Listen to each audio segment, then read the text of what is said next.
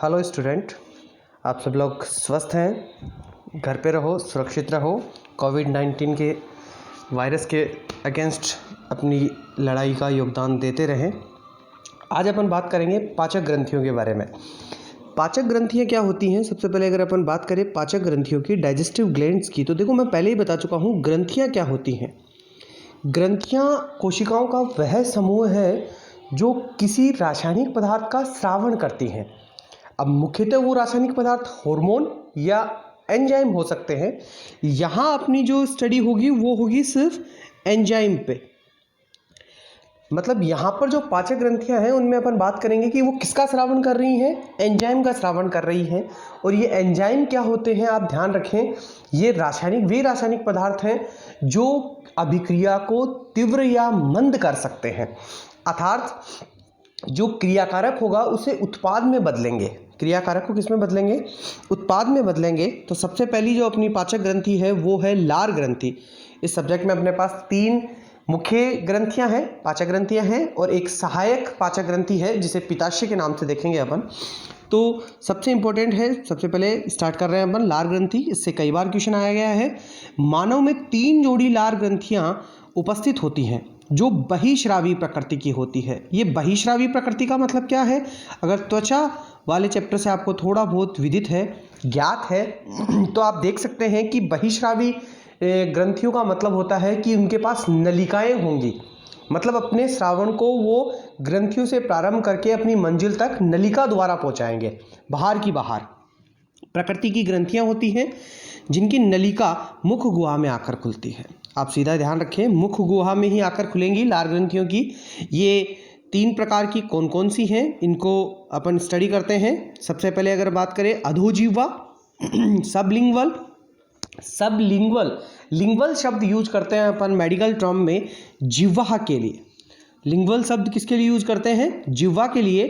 तो जीभ के नीचे एक जोड़ी, जीभ के नीचे एक जोड़ी ये ग्रंथि उपस्थित होती है।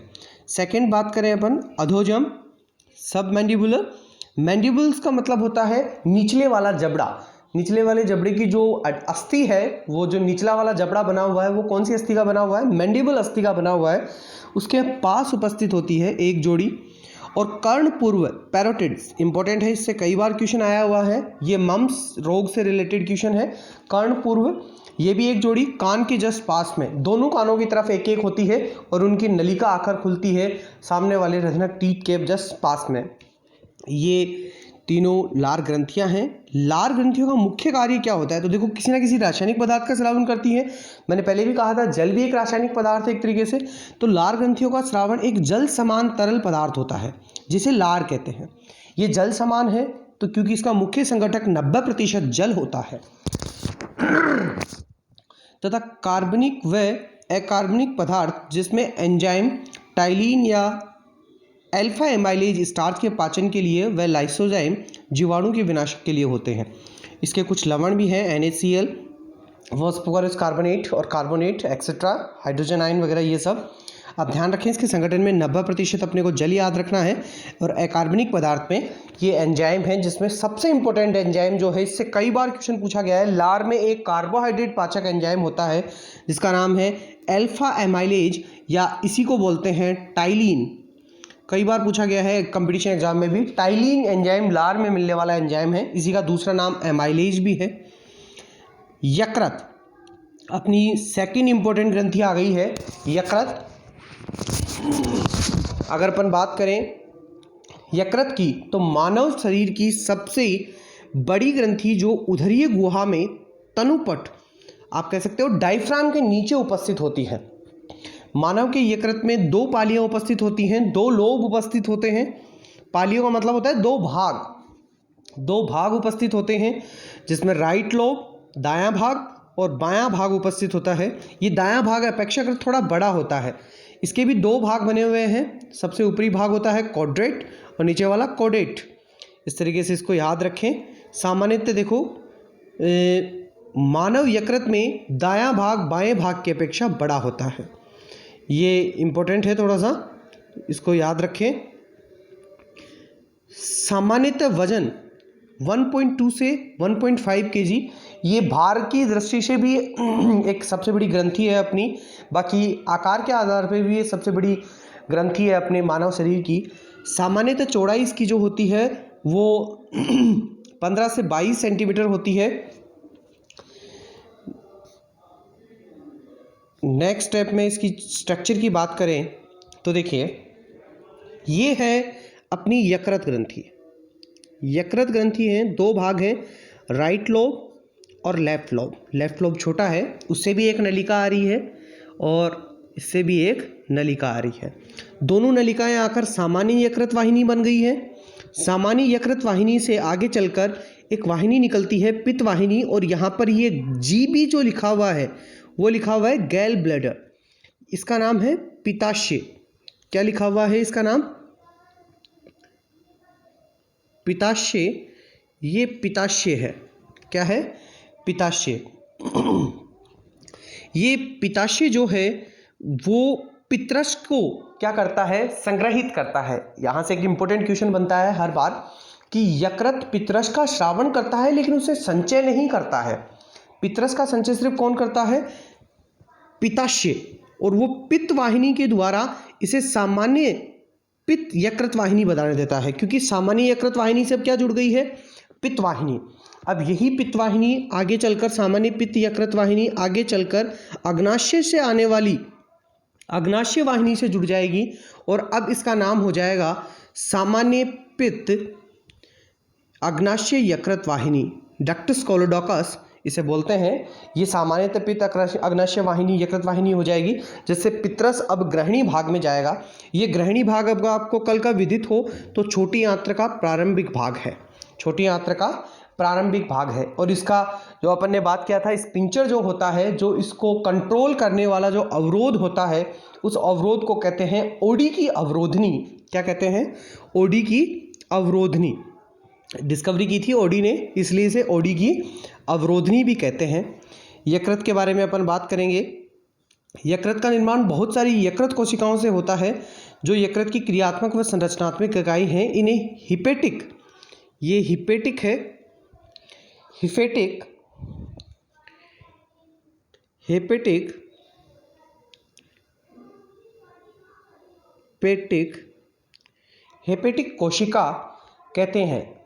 यकृत की कुछ कोशिकाएं पक्षाणु क्रिया, मतलब यदि कोई शरीर का अवयव पदार्थ, जैसे अगर अपन बात करें जो शरीर का कोई पदार्थ ना हो, कोई सूक्ष्म जीव जो शरीर के अलावा कहीं बाह्य वातावरण से अगर शरीर में प्रवेश करके यकृत के पास जाएगा, तो वहाँ पर यकृत में उसका सामना करने के लिए कुछ बक्षाणु क्रियाओं के लिए कुछ कोशिकाएं हैं। उन कोशिकाओं को अपन कूफर सेल्स के नाम से जानते हैं। किस नाम से जानते हैं? कूफर सेल्स के नाम से जानते हैं। यकृत के कार्य। यकृत का मुख्य कार्य अपन बात कर चुके हैं, पित्त का निर्माण करना। पित्रस एक क्षारीय द्रव्य है जिसमें पित्तलवण व पित्तवर्णक उपस्थित होते हैं। पित्त का मुख्य कार्य वसा के अणुओं को छोटे अणुओं में परिवर्तित करना होता है, जिससे वसा का पाचन संभव हो सके। अब देखिए ये ऐसा क्यों कर रहा है पित्रस? पित्रस कभी भी कोई पाचन नहीं करता है, सिर्फ इसका मुख्य कार्य यही है, ये पायशीकरण क्रिया द्वारा बड़े वसा के अणुओं को छोटे वसा के अणुओं में बदल देता है। ऐसा क्यों करता है? उसका रीजन क्या है वो याद रखें आप, कि जैसे ये एक वसा का अणु है। क्या है ये? अणु है किसका? वसा का। वसा का एक अणु है, बहुत बड़ा अणु है, और ये है वसा को पाचित करने वाला एंजाइम लाइपेज। क्या है? लाइपेज। अब एंजाइम रह गया छोटा और अणु रह गया बड़ा। अगर ये एंजाइम इसके संपर्क में आता है तो सिर्फ इतनी सतह का ही क्या कर पाता है? पाचन कर पाता है, सिर्फ इतनी सी सतह का ही। इसलिए अगर कभी भोज्य पदार्थ में वसा की मात्रा अधिक हो, या फिर भोज्य पदार्थों में वसा की मात्रा तो होगी, संभवतः हमेशा होगी, तो उस वसा के अणु का पाचन आंशिक समय में ही हो जाए, उससे अधिक समय ना लगे। इसलिए होगा क्या कि जो बड़ा वसा का अणु है उसे पहले किस में परिवर्तित कर लिया जाएगा? छोटे छोटे वसा के अणुओं में। अब छोटे छोटे वसा के अणुओं में परिवर्तित कर लिया जाएगा। इस प्रक्रिया को क्या कहेंगे? पाइसीकरण। क्या कहेंगे? पाइसीकरण। और अब ये जो छोटे वसा के अणु हैं, छोटे अणु, अब इन छोटे अणुओं को क्या कर दिया जाएगा, लाइपेज द्वारा क्या कर दिया जाएगा, अब पाचित कर दिया जाएगा। तो ये एक वाष्पायसीकरण की प्रक्रिया है, ये रिपायसीकरण। अपन इसको देखते हैं कि वसा के बड़े अणुओं का पित्रस द्वारा छोटे या पायसीकृत अणुओं में परिवर्तित करने की प्रक्रिया पायसीकरण कहलाती है। ऐसा हुआ क्यों? अब देखिए, ये थे वसा के बड़े अणु, इनको पित्रस द्वारा वसा के छोटे अणुओं में परिवर्तित कर दिया गया। अब यहाँ पर अगर लाइपेज एंजाइम आएगा तो आसानी से इसका क्या कर देगा, पाचन कर देगा। ये कौन सा एंजाइम है, लाइपेज। आप ध्यान रखें, वसा के पाचन के लिए कौन सा एंजाइम होता है, लाइपेज एंजाइम होता है।